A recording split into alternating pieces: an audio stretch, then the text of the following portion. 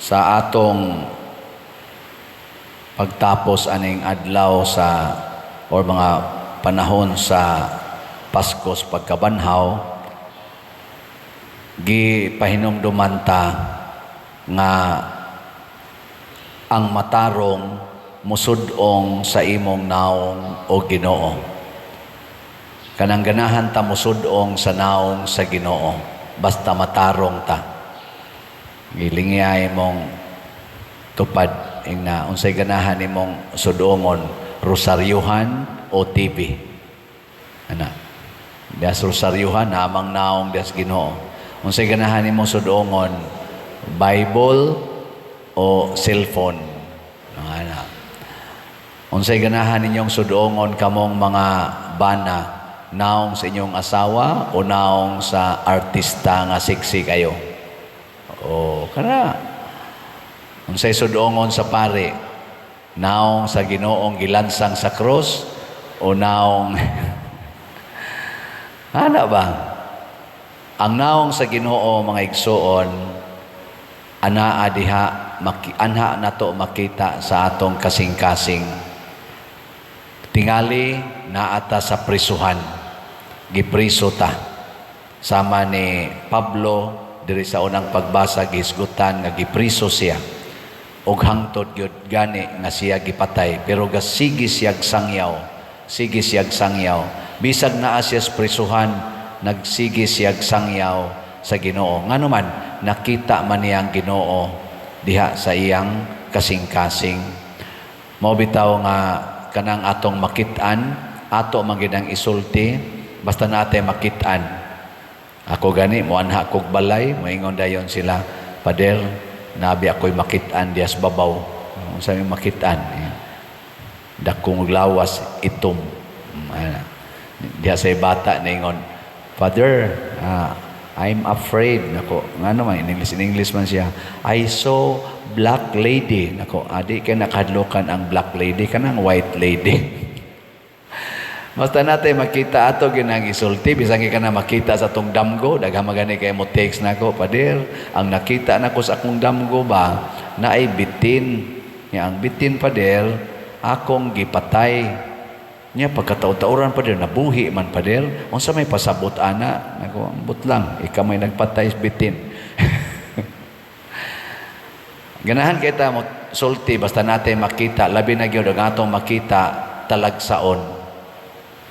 Apan nganong minos man kayo ang nagsangyaw karon sa pulong sa Ginoo, kay wa man gud nato makita ang epekto sa pulong sa Ginoo dinhi nato.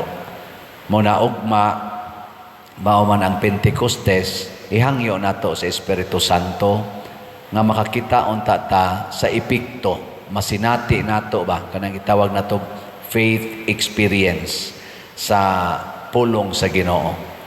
Kanus ana mahitabo kung andam natang muantos sa atong pagluwas sa makasasala. Sama sa mga apostoles, sila si San Pablo, San Pedro ug mga kauban. Sama sad ni San Juan dinis atong ebanghelyo nga nagsuwat gid siya sa iyang nasinati, kaluwasan ang tumong. Ngilingay mong tupad na luwason ni mong mga adik, luwason ni mong mga kurap, kani mga kurakot nga mga officials, may kabahala na may pagpatyo na sila. Ayaw, luwas sa gyud. Kay anha ta diha kakita sa gitawag nato bag bunga sa pulong sa Ginoo.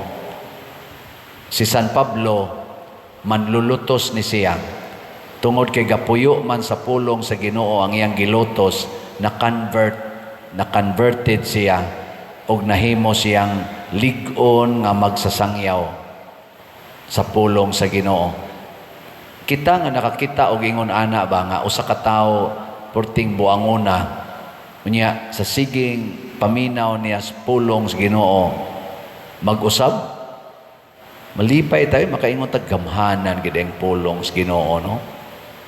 Nabi tay magpakasal nako nga tag 33 years na napagani hapit na mo 40 years sa ilang panagtipon niya civilly married niya moingon dayon pader magpakasal mi kana lang simple nga kasal ngano man mga tiguang naman gumi pader ngano naabutan man sa mong katiguang awa lagi taon pader wa gyud mo na pasalamat gyud minimo pader kanang sige nimong wali anang puyo-puyo o kanang civilly married nga maimpirno dai gyapon na diha gyud ko nadutlan pader diha ko na bag-o makaana sa koy hi praise the Lord ana no ninduta gyud sa epekto sa pulong sa Ginoo mo na ang makaingon gyud ta nga makaawit tas pagdaig ug makasud-ong nata sa naong sa Ginoo pinaagi sa epekto sa iyang pulong